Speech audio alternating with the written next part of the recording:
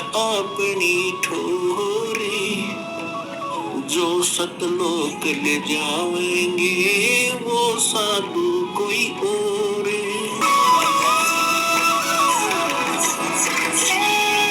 के माध्यम से आपको पता चलेगा, यदि आज हम किसी का धन चोरी करते हैं, रिश्वत लेते हैं, तो आगे आपको आने वाले जन्मों में उसका प्रतिफल देना पड़ेगा। कोई भैंस बनकर देगा, कोई कुत्ता गधा बैल बनकर कुत्ता रखवाली करेगा, बैल बनकर उसके खेतों में जुतेगा, कोई भैंस बनकर गाय बनकर वो वापस करने पड़ेंगे, कोई गधा बनकर, कोई ऊंट बनकर, घोड़ा बनकर। तो क्यों पंगे में पा दे हम? और किस लिए करते हैं लूट खसोट, किस लिए करते हैं माया जोड़ी रिश्वतखोरी डाके? हम किस लिए करते हैं? हमने अपनी परंपराएं बिगाड़ ली। मनुष्य जीवन मिला था केवल भक्ति करने के लिए, और मनुष्य जीवन का मूल काम हम भूल गए। हम यहाँ की परंपराओं को बनाकर इसमें अपनी शान शौकत समझने लग गए।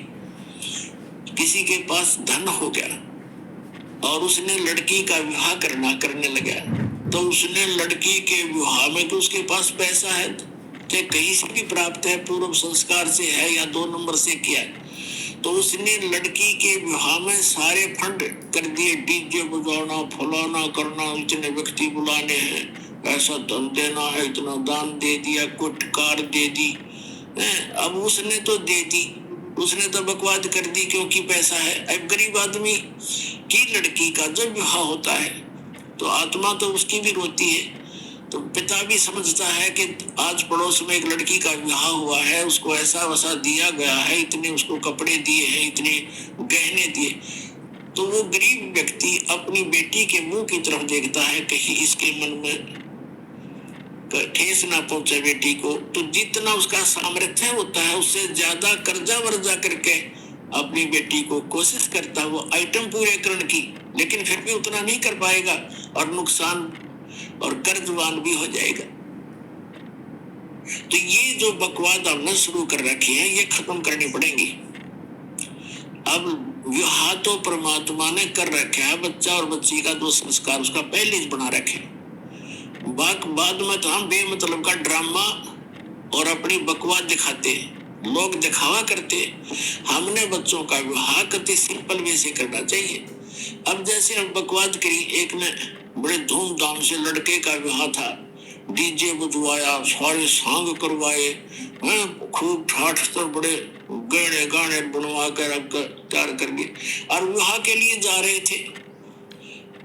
और वो लड़के दुल्हे वाली गाड़ी जिसमें 7-8 3-4 घर के रिश्तेदार दामाद उसके बैठे हुए थे, यानी उस लड़के के जीजा वगैरह बहनोई, और वही कार टकराई एक ट्राले से, वो दुल्हा भी मर गया और वो बहनों के बेटे भी मर गए, 1-2 साथ में।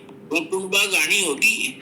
पहले दिन तो नाचे कूदे थे, ठाठ बांध रहे थे, और अगले दिन टक्कर मार कर हो रहा सारा परिवार, चाट ले डीजे ने और बजा ले बाजे। तो यहाँ संतों ने बताया है, जैसे आदरणीय नानक साहिब जी को परमात्मा सचखंड लेकर गए थे, बेई नदी से उनको वापस छोड़ा था, उसी दिन से उनकी वृत्ति संसार से हट गई थी, क्योंकि सुख में स्वथल उन्होंने आंखों देख लिया था, और यहाँ के दुख से परिचित वो पहले ही सही थे। तो क्या उन्होंने कहा, वो मायूस से रहा करते थे। तो कोई व्यक्ति जो जाते थे, कोई नए जाते थे, वो पूछा करते थे कि महात्मा जी आप तो बड़े मायूस से रहते हो, साधु संत फकीर तो निश्चिंत होते हैं, आप तो हमेशा ऐसे लगते हो जैसे चिंताग्रस्त हो, आप खुश क्यों नहीं रहते? तब नानक साहब जी ने कहा था कि ना जाने काल की कर डारे और किस विध ढल जा पासावे, और जिनाते सिरते मौत खुड़क दी उन्हां केड़ा हासावे। कि यहाँ ना पता कब के बिजली गिर जाए, तो इस गंदे लोक में किस पर खुशी मनाऊं मैं? अपने आत्माओं देखो, यहाँ प्रसंग चल रहा है कि सुरपति दुखिया भूपति दुखिया, रंग दुखी बपरीती हो, कह कबीर और सब दुखिया, एक संत सुखी मन जीती हो। तो दूसरा पहलू बताते हैं, जैसे नानक साहिब जी से किसी ने कहा कि आप क्या कभी सब समय में ऐसा ही रहते हो, क्या आप कभी खुश नहीं होते? कहते खुश होता हूँ, मुझे जो ज्ञान प्राप्त हुआ है, मुझे जो भगवान प्राप्त हुआ है और जो विधि मुझे मिली है, और मैं सत्संग सुनाता हूँ, जो सत्संग सुनने के लिए साधु संत यानी भक्त आते हैं, ये जब आते हैं तो मैं खुश होता हूँ, और जब ये चले जाते हैं यहाँ से मेरे पास से तो मैं दुखी होता हूँ। किस लिए खुशी होता हूँ और किस लिए दुखी होता हूँ? सुखी तो इसलिए होता हूँ कि इन्होंने, इन पुण्यात्माओं को परमात्मा के उस अनमोल खजाने का ज्ञान हुआ और उनकी रुचि बन गई, अभी इनका कल्याण हो जाएगा।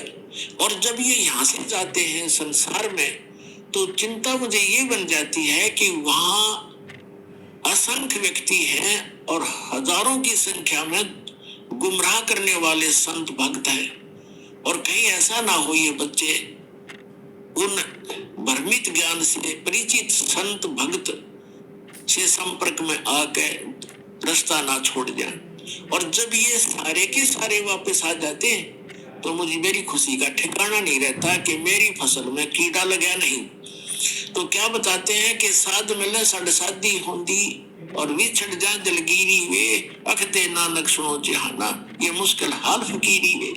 कि मैं इसलिए ये भक्ति बड़ी कठिन बन गई है, बड़ी मुश्किल हो गई है फकीरी यानी भक्ति, क्योंकि इस ज्ञान के जानने वाले लोग नहीं हैं और मैं अकेला बताने वाला हूँ, हजारों की संख्या में मिसगाइड करने वाले हैं। तो ये मुश्किल हाल फकीरी बन गई कि साध मिले साढ़े शादी होती, ये वापस आते हैं जब मैं खुशी से फूला नहीं समाता हूँ, और जब ये चले जाते हैं तो दिलगीरी में यानी दुखी होता हूँ कहीं इनको कोई मिसगाइड ना कर दे, मुश्किल से सिर चढ़ाए।